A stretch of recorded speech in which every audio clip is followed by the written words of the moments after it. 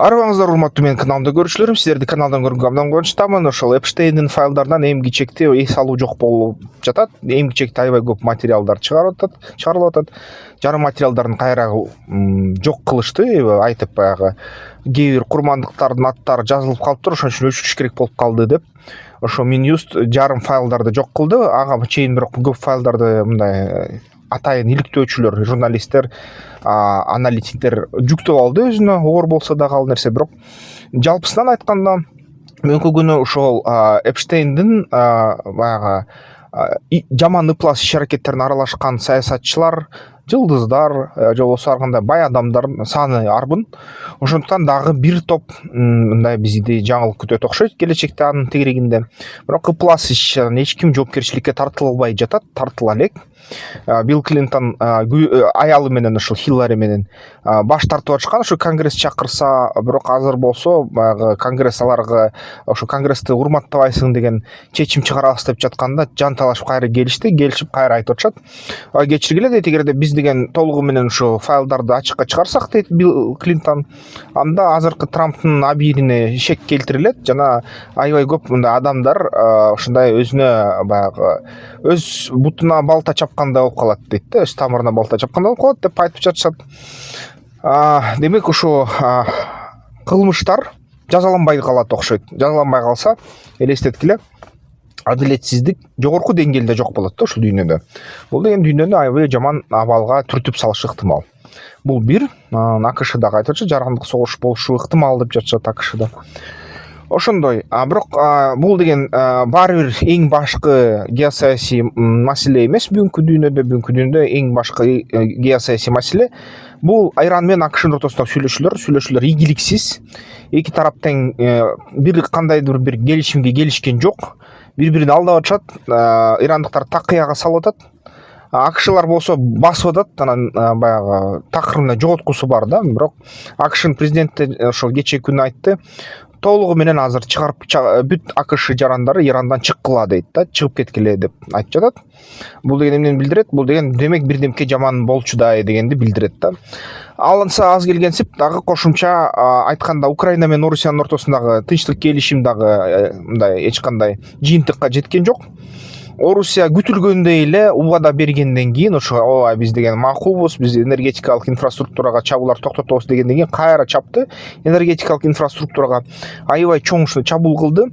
Анан албетте бул деген АКШ президентинин да жинин келтирди. Анан АКШнын өнөктөштөрү ошо башка Европа мамлекеттеринин да кыжырын келтирди. Алар айтышты, биз деген ушундай сценарий карап атабыз дейт, эгерде жакын арада Орусия ушундай өзүнүн алып барбаса, ушул тынчтык келишимге кол койсо дейт азыркы, биз деген ошол НАТО расмий түрдө Украинанын тарабында согушка киришүүсү мындай милдет деп ушундай берене чыгарышты. Бул беренеге албетте Мария Захарова, Орусиянын расмий өкүлчүлүктөрү, Лавров өзүнүн сөздөрүн айтышты.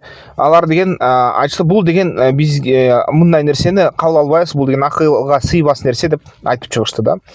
Мындайын айтканда, туугандар, НАТО расмий түрдө Орусия менен согушка киришкен атат.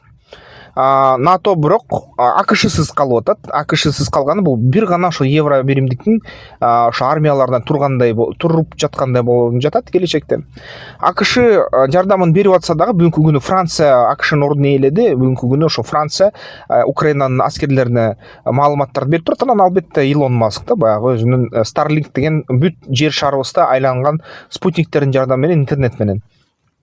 Ушул нерсе аябай кызыктай болду. Туугандар, Илон Маск бир сутка мурда интернетти өчүрүп салды, Starlinkтерди өчүрүп, бир гана орустар үчүн өчүрүп салды, украиндар үчүн өчүрбөй. Аны мурун орустар аябай мактап жатышты эле, Илон Маск бизге карайт, анткени ал Орусияга ыктап мындай көп сөз айтчу. Азыр болсо аны баягы жамандай баштады, аркыркы сөздөр менен шилтей башташты. Сөгүп шилтеп. Анан негизи ошо Илон Маск көрсөттү, бир эле күнгө согушту токтотуп салды Илон Маск. Starlink'ти өчүрсө эле Орусиянын аскерлери алдыга жылбай калды. Көрсө Орусиянын аскерлери өзүнүн ГЛОНАССтын колдонбой жана өзүнүн баягы интернет системаларын жасашкан жок. Алар албетте эч качан жасаган жок. Анан ошо алардын да өнөктөштөрү Кытайдыкынан да интернет система жок. Бир гана ошол АКШда Илон Маскта Starlink бар. Анан ошол Starlink'ти колдонушчу экен, колдонушуп туруп ошол мындай тирүү картинка, тирүү мындай азыркы убакытта берген интернет жогорку деңгээлде, жогорку ылдамдыкта Starlink'тики. Ошол интернетти колдонуп, баягы дрондорду өйдө илип коюп, баягы согуш талаасын көрчү экен жана ошону менен чечим чыгарышчу экен. Анысы жок болуп калып, азыр кайра рацияга өтүшкөн, бирок азыр кайра маселени чечти, баягы ГЛОНАССты жана башка системаларды кайра колдонуп атышат. Кээ бир учурларда ошо мисалы үчүн Орусиядагы Starlink системаларды башка өлкөлөрдөн активациялап кайра алып келип, кайра колдонуп атышат. Бирок ошол моментте өчүрүлгөндө бүт ошол аскерлери токтоп калды, алдыга жыла албай калды, сокур болуп калды. Ошону украиндиктер пайдаланып, аябай катуу ушундай жоготууларга учуратты Орусиянын армиясын. Анан баары айтып атышат, мынакей сага диктатуранын кесепети дейт. Сен деген миллиондогон акчаны, миллиарддаган акчаны яхталарга кетирип олигархтарга, ал эми жөнөкөй эле баягы ошол космикалык системаны, интернетти түзгөнгө аясаң дейт, акылдуулардын баарын ушинтип куулуп аласаң дейт өлкөдөн. Анан акырында ушундай болосуң, душмандын, сен душман деп жарыялаган жоонун технологиясын колдоносуң, жооң болсо каалаган күнү аны өчүрүп кое берет. Бирок Илон Маск акча керек деп айтып атышат, баары бир башка өлкөлөргө сатылат. Мисалы үчүн биздин мамлекетке деле сатылат. Биздин мамлекет аркылуу анан кайра активация болуп, Кыргызстандан кайра Орусияга кирип атат деп айтып атышат да, ошо көп аналитиктер, серепчилер. Биздин гана мамлекет эмес, албетте, Казакстан, Өзбекстан, башка мамлекеттер ошол эле Азербайжан, Армения аркылуу деле ошондой кирип атышат да, Осетия аркылуу, Грузия аркылуу дейт кирип атышат ушундай Starlink'тер. Анан албетте бул деген дагы бир эң чоң ушундай маалымат туугандар. СНВ-3 деген ушу келишим Медведев кезиндеги кол коюлган, анан 5 жылга андан кийин узартылган, 2026 жылдын 5 ошо февралына чейин узартылган келишим жокко чыкты, анан мөөнөтү бүттү. Эми ал СНВ-3 деген келишим эмнени негизи мындай жасачы? Ал келишим боюнча дүйнөдөгү эң чоң ядердик державалар, анын ичинде АКШ менен ошо Орусия, ошо ядердик куралдарды стратегиялык ядердик куралдарды чектөө деген ушундай болчу келишим. Ал боюнча ошол алар бири-бирине маалымат алмашат. 700дөн ашырбай же болбосо 2500дөн ашырбай же 1500ден ашырбай мындай континенталдык, интерконтиненталдык, бир континенттен жердин шаарына каалаган жерине учуп барган ушундай ракеталардын санын азыраак кармайбыз деп ушундай милдеттеме беришкен. 23 жылдан баштап Орусия ошо маалымат алмашууну токтоткон АКШ менен. АКШнын тарабы бирок ошого эч кандай мындай чечим чыгара элек болчу. Анан бүгүнкү күнү элестеткиле, ошол келишим узарбай койду. Ошол келишимдин үстүндө дагы бир жумуштар болот да, дипломатикалык ушундай кандай катмарларда. Бирок азырынча келишим иштебей калды. Ошон үчүн эки тарап тең эми чектелбес түрдө ошо континенттер аралык жана жер шарынын ар кайсы жерине уруучу ушундай ядердик куралдарды жасаганга толук укук алып калышты да. Америка Коңшу Штаттарда акча жетет, ал нерсе жасалат, аларда жеңил акчасы, системаларда жетет. Орусияда эми бүт баягы экономиканы курмандыкка чалдырып, пенсия пособияларды, социалдык тармакты ушундай кылса, албетте Орусиядагы кандайдыр бир чекке жеткире алат ошол ракеталардын санын. Ошондо бүгүнкү күн ал келишимдердин кээ бир беренелери боюнча дагы ошол ядердик куралды ушундай дүйнө жүзүнө жайылтпоо дагы милдеттемеси болчу. Эми ошол келишим жок болгондон кийин ошол тараптар ядердик куралды жайылтышы ыктымал да. Мисалы үчүн мусулман өлкөлөр суранып атат, Сауд Аравиясы суранып аткан, биз ядердик куралдуу болушубуз керек деп, Араб Эмираттары да суранып аткан. Ошо Жапония да айтып аткан, биз ядердик куралды жасасак болот эле деп. Жапониянын дарымети жетет, албетте кудурети бар ага. Анан ошо Түштүк Корея да айтып аткан да, биз да ошо ядердик куралды караштырабыз деп.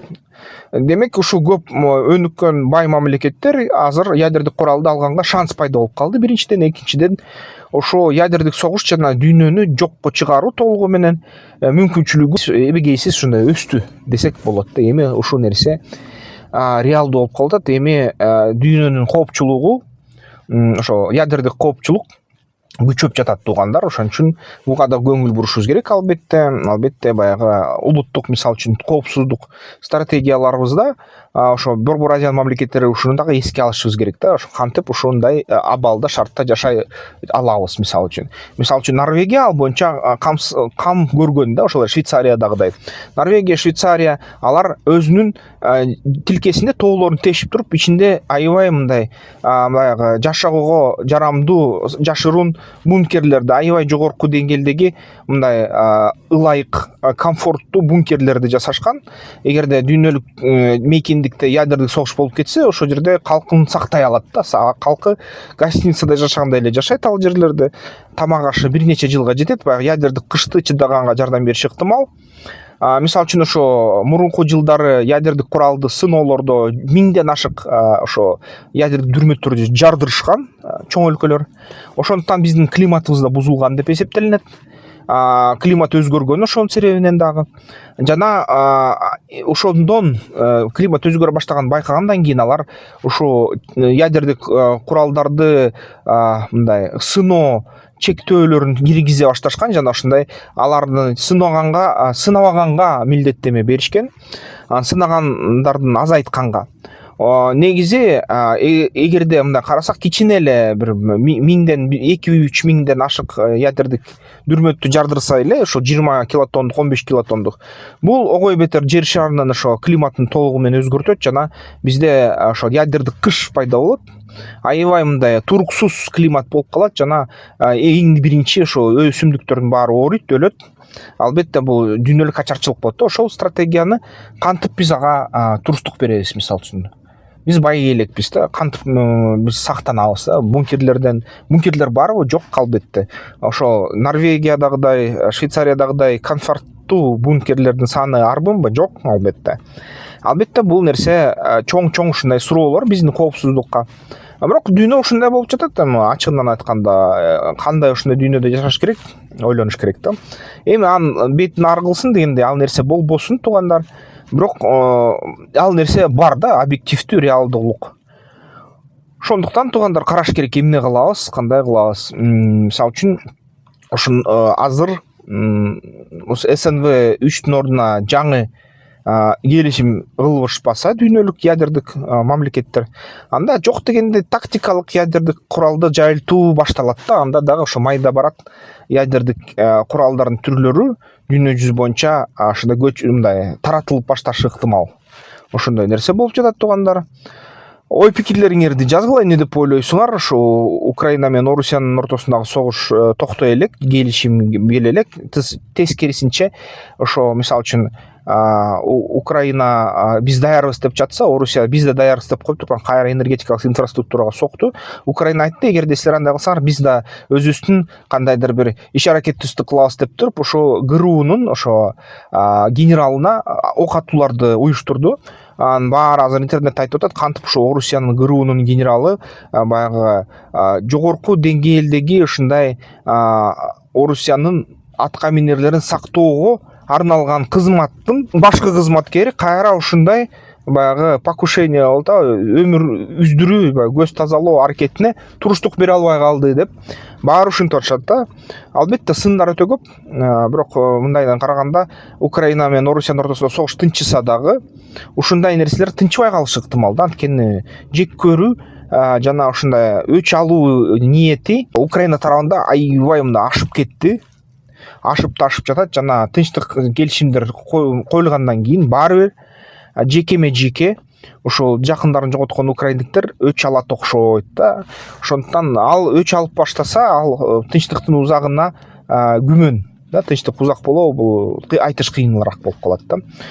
Ошо практикалык жүздө экономикалык маселелерди карасак, бизде ошо тарыхый шанс азырынча күчтүү эле турат.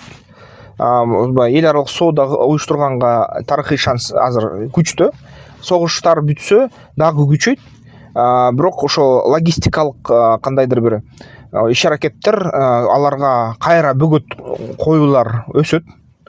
Жана ошону эске алып туруп, башка багыттарды да карап, базарларыбызды өнүктүрүшүбүз керек да, бизнестерибизди өнүктүрүшүбүз керек.